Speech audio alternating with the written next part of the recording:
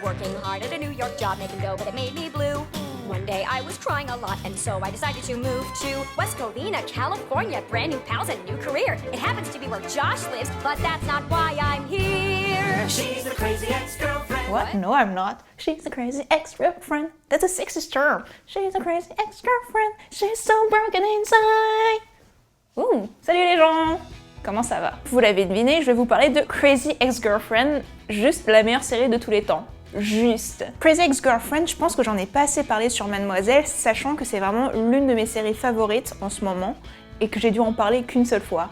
Ce qui ne reflète pas du tout mon amour pour Rachel Bloom et la série. Alors à l'occasion du retour de la série pour la saison 2, aux États-Unis, mais c'est pas grave. Le 21 octobre prochain, vendredi, notez sur vos agendas, vendredi et samedi, regardez, je vais vous parler de Crazy Ex-Girlfriend. Je vous rappelle donc que cette série existe et qu'il faut absolument la voir. On oublie tout ce qui a pu être dit sur le titre.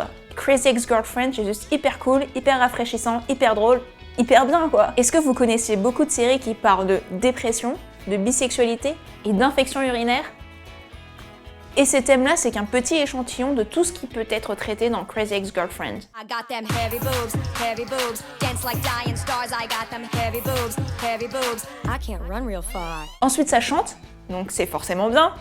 Et les paroles des chansons sont vraiment très bien écrites. Bonjour la diversité, dans Crazy Ex-Girlfriend, il y a une chanson qui est en totalité chantée en français par Rachel Bloom pour dire à quel point son talent ne connaît pas de limites.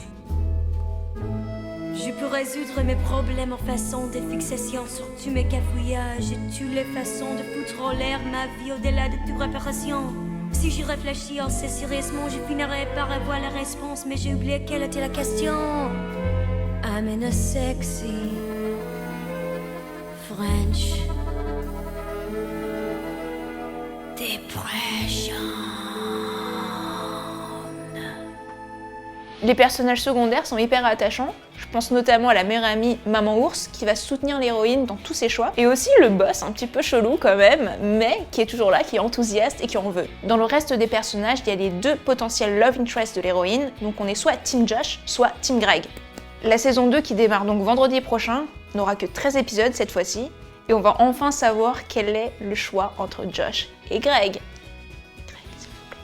Récemment, les deux co-créatrices de la série, Alice Brosh McKenna et Rachel Bloom, ont déclaré qu'en fait, elles avaient préparé déjà la série sur un plan de 4 ans. La saison 1, c'était autour du thème Crazy Ex-Girlfriend.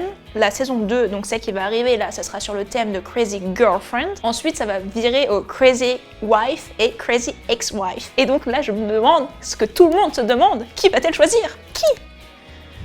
Greg. Ce qu'il faut savoir, c'est qu'à la base, la série n'a pas si bien marché que ça en termes d'audience sur la CW. Seulement, après avoir été mise en ligne sur Netflix, pas chez nous malheureusement, mais dans le store US, elle a su gagner une plus grande fanbase. Je rappelle au passage que Rachel Bloom a remporté le Golden Globe Award de la meilleure actrice dans une série comique, et c'est pas rien. Donc grâce à cette médiatisation et aux nouvelles vues apportées par Netflix, on peut espérer une saison 3 et potentiellement une saison 4, comme le prévoient les co-créatrices. S'il vous plaît, je vous en prie, surmontez le fait que ce soit une série musicale et laissez une chance à Crazy Ex-Girlfriend parce que ça vaut vraiment le coup.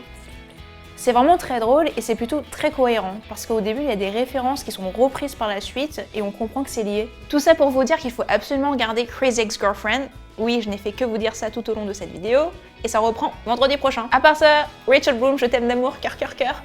C'est pas grave si je fais ma fangirl, faut le faire de temps en temps. Et sinon, je vous dis à bientôt pour une prochaine chronique série, avec Little Sebastian qui est resté chez moi. Bye. Rachel Bloom, je t'aime.